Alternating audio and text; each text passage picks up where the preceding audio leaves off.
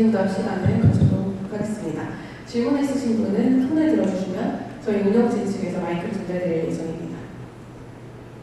예, 교수님 강의 잘 들었습니다. 저는 교수님 연구 분야이던 콘트에 대해서 하나 궁금한 게 있습니다. 저도 이제 석사 전공 콘트를 전공했고요. 예전에 교수님 전 매트릭스 스튜디오도 굉장히 감명 깊게 잘 읽었습니다. 그런데 이제 뭐 금융 선진국, 콘트 선진국인 미국과 비교를 해보면 미국은 이제 콘트 관련된 기업들도 굉장히 높은 수익률을 내면서 활발하게 활성화도 있고, 뭐 르네상스 테크놀로지라든지, 뭐 시타델이라든지, 개코라든지, 그에 비해서 국내에는 수익률도 좀 많이 뒤처지는 것 같고, 투자자에 대한 관심은 있지만은 그렇게 투자 시장에서 직접적인 영향을 많이 못 미치는 것 같습니다. 네, 교수님이 이 분야에 오랫동안 목을 담으셨으니까 이게 우리가 기술력이 떨어져서 그런 건지, 아니면 뭐 자본시장법의 법적 규제 때문인 건지, 아니면 시장이나 투자자들의 문제인 건지, 한국이 미국에 비해서 펀드가 뒤처진 이유를 교수님의 의견을 듣고 싶습니다. 또 뭐 우리가 자본도 작고 시장도 작고 이러니까 미국에 비해서 좀 뒤처진 건 사실인데, 그렇게 기술적으로 사실 이게 최적화 문제거든요. 그래서 최적의 포트폴리오를 찾고 최적의 투자 전략을 찾고 그다음에 주식 예측을 최적으로 하고 이런 것들. 단기적 예측은 만만치 않습니다. 그래서 이 트랜스포머 분야도 혁명이 일어났으니까 당연히 트랜스포머를 이용한 주식의 단기 예측 논문들이 많이 나오겠죠. 지금 아마 적어도 1000편 이상이 나왔을 겁니다. 근데 논문들이 영감을 주는 논문들이 거의 없습니다. 그리고 이 분야의 특징이 정말 필드에서 돈을 버는 알고리즘이나 아이디어는 논문으로 안 나오겠죠. 자기가 직접 벌겠죠. 저희도 마찬가지입니다. 지금 자산 운용사를 하고 있거든요. 16년 반 됐는데, 제가 지난번에 강연하면서 수익률 정리를 해보는데, 코스피가 한 560%가 150%에서 170% 그 사이에 올랐던 거, 16년 반 동안에 이게 한 2.6배나 그 정도 올라가서. 근데 우리가 수익률이 한 1000% 가까이 됐거든요. 그럼 11배 정도 올라가잖아요. 그러니까 코스피 상승률 대비 한 6배 이상 수익을 내게 되거든요. 근데 그렇게 코스피를 압도적으로 이겼으면 숫하고가 어마어마할 것 같잖아요. 돈이 몰려오고. 근데 우리가 자산운용사 중에 아주 작은 그냥 자산운용사 중에 하나입니다. 이유는 제가 대표이사를 하기 때문입니다. 영업 능력이 아예 없습니다. 끌어 들어오는 고객들을 대상으로 그냥 감 떨어지듯이 기다리고 있습니다. 우리 엔진 좋으니까 올려오겠지. 그렇지 않습니다. 그래서 그런 사실은 수익률을 낸다는 거하고 이렇게 비즈니스를 확장하고는 반드시 강한 연결을 가지는 않습니다. 그리고 또 이 분야의 어려움이 뭐냐면 춥답고 고객이 많이 들어오는 시기는 언제냐면 우리 수익률이 피크를 칠 때입니다. 날아올라갈 때 기분이 좋으니까 자기 계좌도 증액을 하고 주변에 자랑해가지고 막 지인들이 들어오고 이러거든요. 우리 영업을 제대로 안 하니까 그런 식으로 들어오는 거의 유일한 수탁권들은 통로거든요. 근데 그런 시기에 들어온 계좌들은 향후 6개월, 1년 재미가 없을 가능성이 많습니다. 제일 좋은 시기는 우리가 코스피보다도 못하는 시기들이 꽤 있거든요. 아주 분위기가 나쁘고 괜히 맡겼네 뭐 이런 생각 들 때 있죠. 그럴 때 들어온 계좌들이 사실 향후에 확률적으로 유리합니다. 근데 이럴 때는 거의 안 들어옵니다. 그러니까 한 달 수익률을 16년 반 동안에 한 달 수익률을 계산을 해보면 한 대략 6대4 정도 됩니다. 6달 우리가 코스피를 이기고 4달 지고 이렇게 반 조금 넘게 이기거든요, 우리가. 그러면 10달 중에 4달이 기분이 나쁜 거거든요. 그러니까 사실은 엎치락뒤치락 하루하루의 수익률 보면 거의 5대5일 겁니다. 1대1. 엎치락뒤치락 하면서 점점 벌려나갔다가 좁혔다가 이렇게 벌어지는 거거든요. 그래서 이 분야가 사실은 그렇게 수익을 내는 것 자체도 어렵지만 그걸 그렇지만 불가능한 문제는 아니다.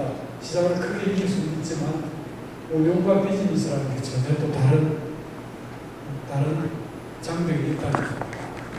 트랜스포머 관련해가지고 좀 관심이 있어서 두 가지 질문 드리고 싶은데요. 프롬프트 수정하는 거 관련해가지고 아까 GPU가 구글에서는 몇만 개가 있고 교수님 연구실에는 몇 개 이렇게 있으셔가지고 돌릴 수가 없는 거라고 얘기를 하셨는데 근데 그걸 그럼 돌려보기 전까지는 어느 정도로 걸릴지를 모르는 건지 만약에 그렇다면 프롬프트에 예를 들어서 내가 몇만 개까지는 수행하겠다고 하면 딱 거기까지만 수행하고 더 이상 수행할지 여부를 물어보면 그때까지는 GPU를 돌릴 수 있는 건지 그게 좀 궁금하고요. 하나는 저도 비전공자인데 코딩 같은 걸 조금씩 하다 보면 재밌기는 한데 말씀하신 대로 이게 중간에 뭐가 엉켰는지 앞에 있었던 스텝이랑 뒤에 있는 게 좀 안 맞아가지고 원래 잘 수행되던 게 중간에 끊겨가지고 안 될 때가 되게 많거든요.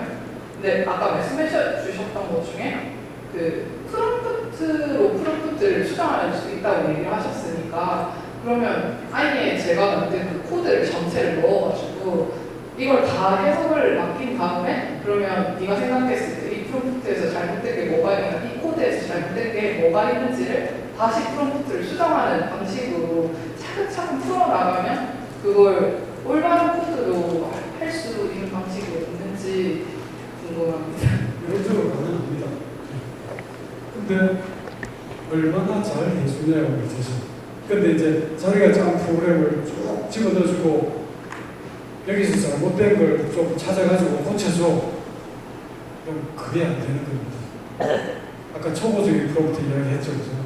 그런 걸 할 때는 프로그램에서 살펴봐야 될 관점, 기존에 많이 틀렸던 유형이라든지 했던 이 LLM이라는 걸 도와줄 수 있는 다양한 관점, 다양한 사실들, 정보들을 제공해 줘야 됩니다.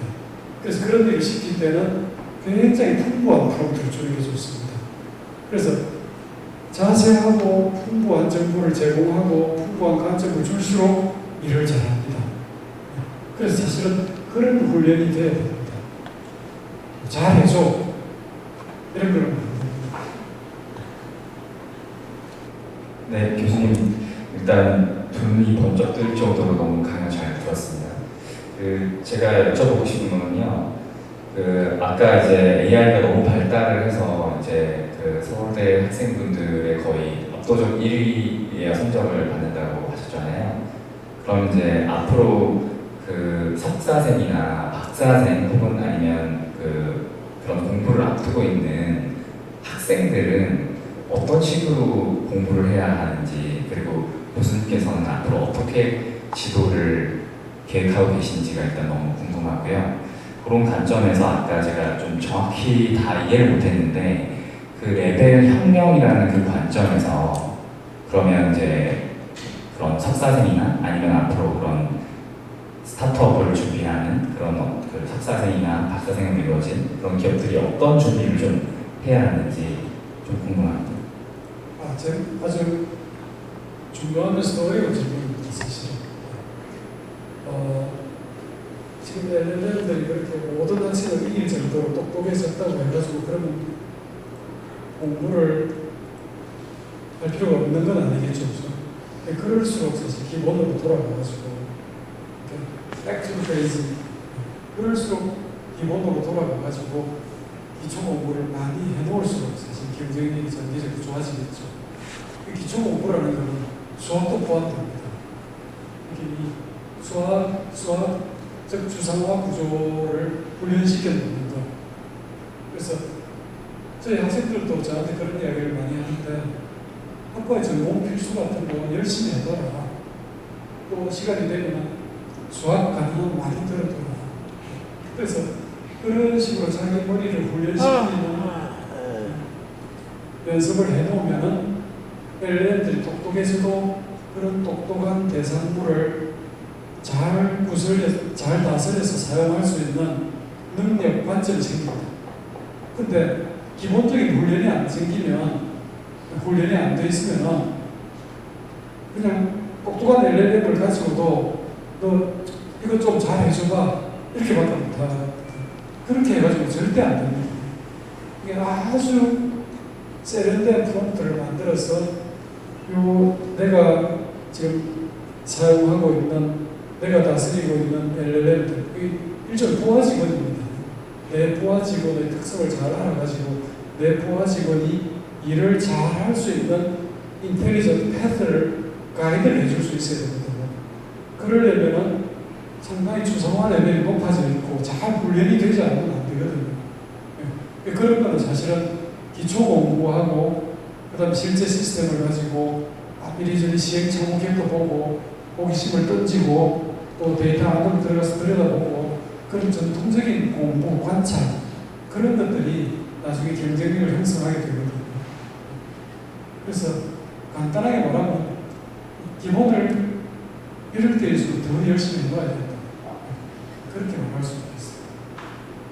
네, 감사합니다. 저희 이제 아쉽지만 강연을 마무리할 시간이 되었는데요. 바쁘신 일정에도 귀한 시간 내와 함께해 주신 연사 문경로 교수